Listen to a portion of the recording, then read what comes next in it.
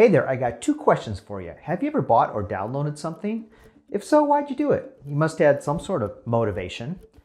And question two, have you tried to use something that was so impossible to figure out you just gave up on it? Either returned it or just put it in your desk drawer, never to be used again? If you have, then you have experienced design, which we call UX for short. Hey folks, Jamie here, your online UX mentor. There's just something about my brain that just loves experience design, and I want to help you succeed in the field of UX. Why should you listen to me?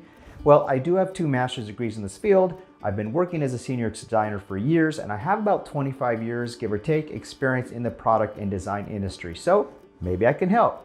I'm creating a series called What is UX Design to help folks understand it more. So let's dive right into this video. What is experience design? Maybe you've heard of this. Maybe you want to move into this field. Maybe you want to do this as a new career.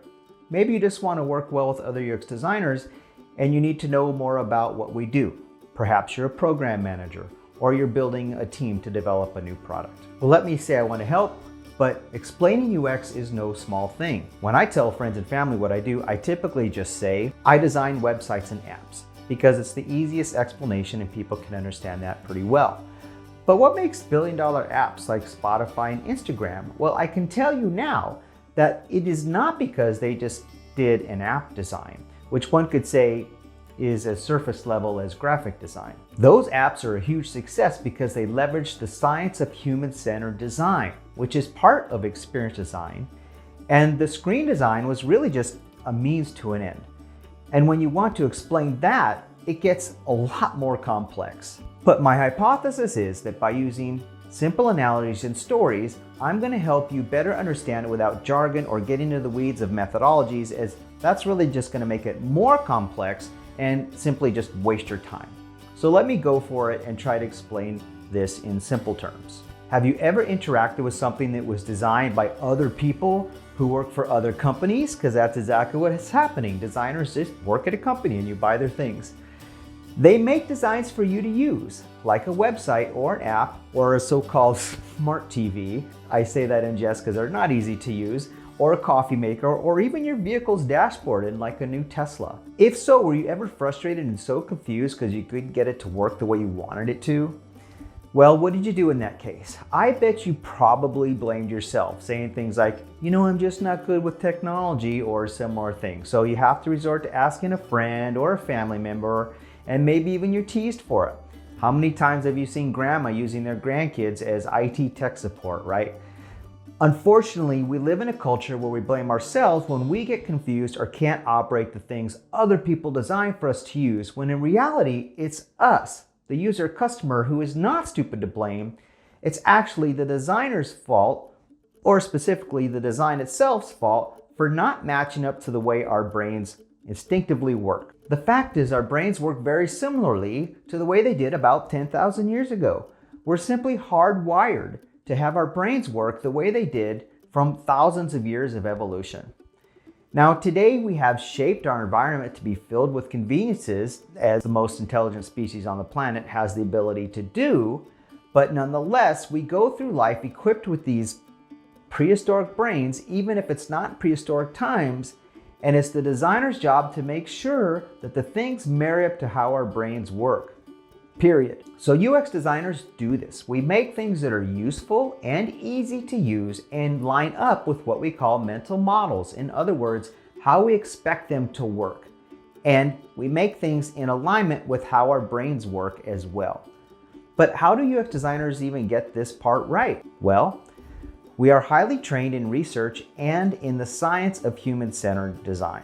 UX design is about humans like myself designing objects for humans to use, like you, and because of the explosion of the internet and smartphones in the last 20 years, most often in our field, those things we design are digital products like apps or websites.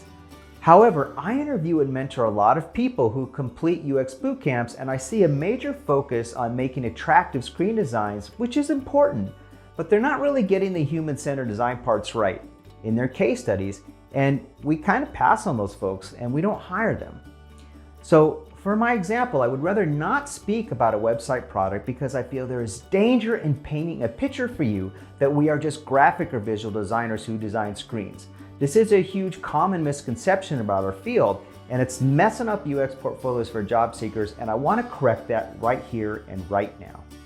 So by using a simple Bluetooth speaker, which I have here, I'm going to demonstrate the qualities a product must have to be considered good UX design. There's two key concepts in UX design that you need to do a brain tattoo right now: utility and usability. Like a bird, it takes both aspects to fly. Part 1, utility. Why did I buy this speaker? Well, I got to a point where I felt that I needed music on the go and audiobooks. I wanted to hear them while I was riding my bike, doing chores in the yard, walking the dog, cleaning the house. And I also needed this thing to be waterproof because I live in the Pacific Northwest and it rains all the time. And I also needed it to be durable because I didn't want it to shatter at the moment it was dropped. And I didn't want to use anything with wires because I can't tell you how many times I ripped my headphones out of my ear and pulling my phone out of my pocket. And I didn't want to use earbuds because those pop out of your ear while you're riding your bike and go down the gutter, never to be seen again. So the problem I had of not getting my audiobooks on the go in an effective way was strong enough that I sought out a solution on Amazon. And after comparing the options, I chose this one as it was in the price range I was looking for. And most importantly, it solved the problem for me. I could tell from the listing it was rugged, it was water resistant, and it was wire free. And I felt it was worth about 20 bucks as well. So that matched up to my mental model of a price. So the definition of utility is solving real human needs and providing tangible benefits. This did that for me. So when your product does not offer utility, what happens? Look at this infographic I was shown in grad school. You will see that the number one reasons apps fail is because there was no market need. In other words, no utility. And in other words, again, they set out to solve a problem people just did not have to the degree that they felt it was worth searching out a solution for. And it didn't matter that they had $1 million marketing campaign because the product never set out to mitigate a burning pain anybody had. Now let's talk about part 2, usability. So this little speaker did check the box for utility for me as I explained it. However, when it comes to usability, not so much. So I'm gonna pick on this poor little guy for a minute. First of all, the buttons are really hard to see. They're slightly raised rubber, but it's black on black, so there's no contrast in these buttons whatsoever. And they're even hard to find by touch. So in a low light situation, you could forget it. They're basically absolutely impossible to see. So I have to pull out my phone to shine lights on the buttons or just guess and keep button mashing till I get the thing right. And then when you turn this thing on, what's the blinking light mean? Does that mean it's charging? Does that mean I need to charge it? Does that mean it's fully charged? Is it pairing? Does it need to be paired? Is the battery low? Is the battery fully charged? Is it playing music? Do you see what I'm getting at? The reality is what's happening here is this product is not effectively communicating to the user. The object always needs to tell the user what it's doing or thinking clearly. So it's far from perfect. It did check the box for utility, but it gets about a B- C+ for usability. So the fancy definition for usability is the ease and effectiveness of using a product or a system. So how do we make sure that when we're designing things like apps or this speaker that we always have these two qualities, utility and usability? Well, we're highly trained in the science of human-centered design. Now, I'm not wearing a white lab coat here or safety glasses, but I am a scientist with a Master of Science in Human-Centered Design and Engineering. And I can tell you that our job, in a nutshell, is the act of designing artifacts by putting the other human's needs at the center of everything we make. And this is a little bit harder than you think. We have to put ourselves in the minds and the lives of people who may be nothing like us. This means getting rid of our biases and our perspectives the best we can, which is really no small thing. I almost have to unmake myself as the designer so I can make sure my designs meet the needs of the target user. That means trying to reduce my biases and my personal opinions as much as I can. and just trust the research data. See how this is a lot different than other fields of design where the designer wants to infuse their personality into the things they make? For example, furniture design. Limited edition by so-and-so. Or jewelry, limited edition by so-and-so. Or clothing by so-and-so. And make no mistake, we do a lot of website and app designs. And before the product is shipped, yes, it absolutely must be attractive.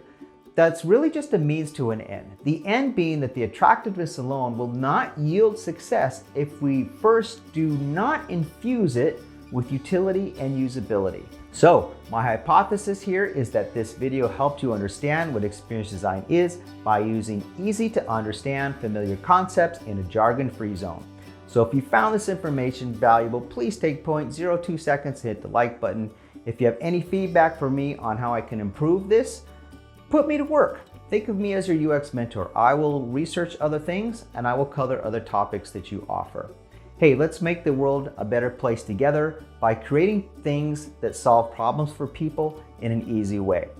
Also, very important, be sure to download your free UX Starter Kit, which is a comprehensive guide to kickstart your journey into creating meaningful user experiences in the world of UX. The link is in the description below. Also, be sure to stay tuned to my channel because I am creating a course that's helping people succeed in this business, specifically those who have just left a boot camp or have graduated college and need help breaking into the industry. Now stay tuned for part 2 of What is UX Design, where I talk about what it's like being a UX designer on the job by using a story I created about improving the experience of a drive-through restaurant. Not an app. So you'll have to stay tuned to see why I did that. I promise you it'll be very effective. So I'll see you in the next video. This is Jamie, your online UX mentor, signing off till next time.